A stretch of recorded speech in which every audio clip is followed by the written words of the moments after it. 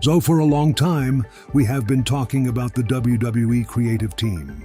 People were saying that the storylines are not good and WWE needs to fix this situation. And now a very major change has happened inside WWE. The exact reason behind this move is still not clear.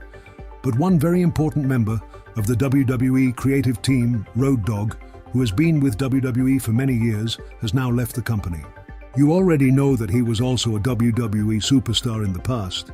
But the strange thing here is that WWE did not release him. He personally decided to quit his job and leave the company. The atmosphere around this situation feels very weird, because for a long time, many fans and even people inside the wrestling community were pointing fingers at Road Dogg, especially when it comes to the poor condition of SmackDown. Mostly Road Dogg was the one handling SmackDown, so you can understand how big his role was inside WWE Creative. People have mixed opinions about his impact in WWE. Some say positive, some say negative, but right now the negative discussion is much louder on the internet. After the news of Road Dogg leaving came out, the entire internet wrestling community almost started celebrating. Fans were saying that finally the process of removing creative people has started. Road Dogg is gone, and now people are talking about Michael Hayes. After that, many fans are also saying that Bruce Pritchard should be the next one to go. And then there is Alexandra Williams, who you might have seen in Unreal. Some people inside the wrestling world still have problems with women working in creative positions because WWE culture has been like that for many years. If you remember the Evolution Revolution era, you can understand how the backstage environment of WWE used to be. But now Alexandra Williams has become the vice president and also the lead writer of Monday Night Raw. So this is another big change happening inside WWE. More details about this situation will definitely come out later, and that will be very interesting. Because if we talk about chaos around a WrestleMania match card, then this year probably has the biggest confusion in recent years. And right in the middle of all this, an important creative member leaving the company makes things even more suspicious. Maybe something big happened backstage, but right now we can only speculate. Let us see in the coming days what exactly was the reason behind Road Dogg leaving, and whether his departure will bring some changes in the creative direction of WWE. And welcome to Voice of Wrestling, episode number 849. First, let us talk about the total matches expected for WrestleMania. Right now, WWE is planning to have at least 14 matches across both nights. WWE has also increased the start time of the show, which I mentioned in one of my previous videos. Because of that, there is a possibility that we might even see 16 matches in total. That means 8 matches on one night and 8 matches on the second night. Another interesting detail is that this year we might see the highest number of women division matches at WrestleMania. Almost 5 matches are already locked, and there is a strong expectation that WWE will add a 6th one as well, according to WrestleVote's reports. So if there are 16 matches and 6 of them belong to the women's division, that is both a good and a bad thing, depending on how you see it. Personally, I believe it does not matter whether a match is between men or women. If the storyline is interesting, then fans will enjoy it. Of course, there are peak-level matches like Roman versus Punk or the Undisputed Championship storyline, which cannot really be compared with other matches. But overall, it is not about men versus women. It is about what the audience is more interested in watching. It is similar to comparing Rhea Ripley with Brock Lesnar. Both are great, but the level of interest among the general audience can be different. So let us see how WWE finalizes those 6 women's matches. Most of the other matches for WrestleMania already look quite clear. So get ready for around 16 matches this year. I just hope that by the time WrestleMania arrives, WWE manages to fix the remaining issues in the match card. And tomorrow will also be a very important day for that which we will talk about in a moment. Now let us move to the next topic, which is about WWE dirt sheets. Many of you must have wondered how all these backstage stories get leaked outside. When you watch videos on this channel, we often talk about rumors, speculation theories, and opinions related to WWE. But sometimes information about future plans comes out in advance, and then the question arises that how did this information leak in the first place?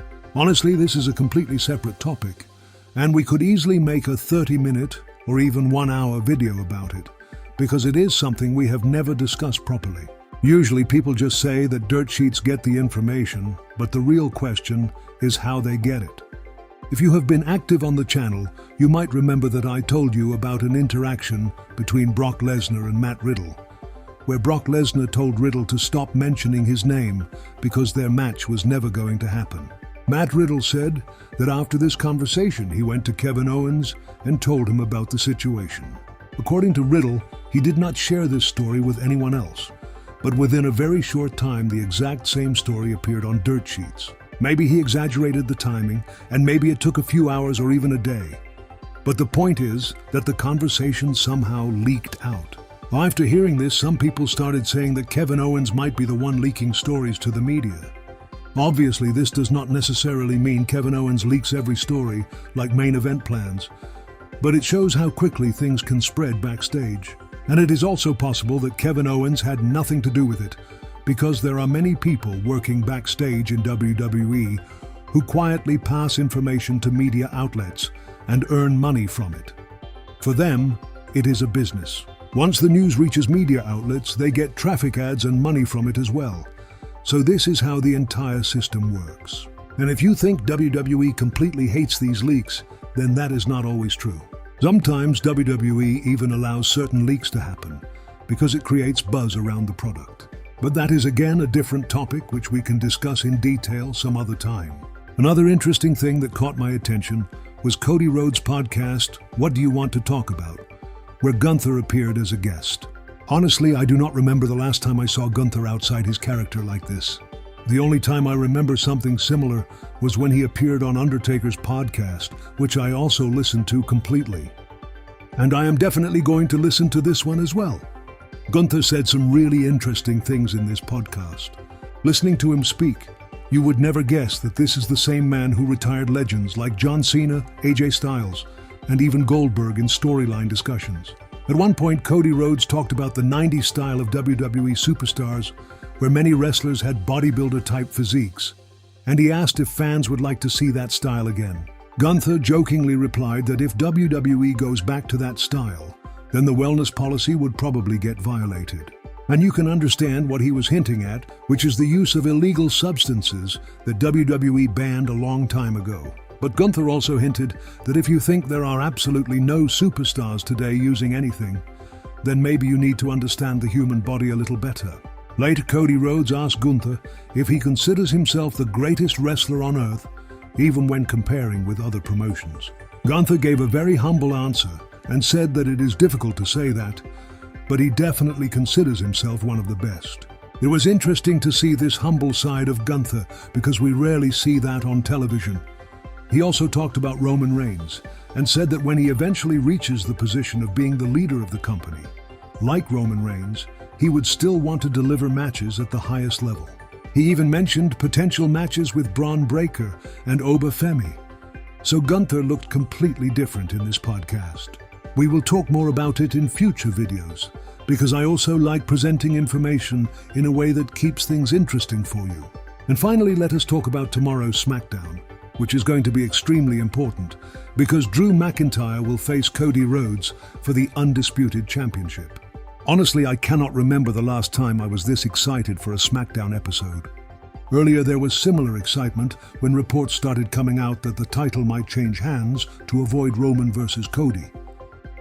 Randy Orton will also appear on the show, so it feels like WWE is really trying to make the road to WrestleMania more exciting.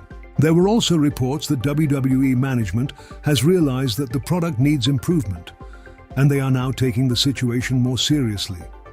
So, let us see what happens tomorrow. Either Drew McIntyre retains the championship, or something unexpected happens, and we will have a lot to discuss in the SmackDown review. Until then, if you enjoyed this video, make sure to like it, subscribe to the channel for more WWE content, and keep enjoying life.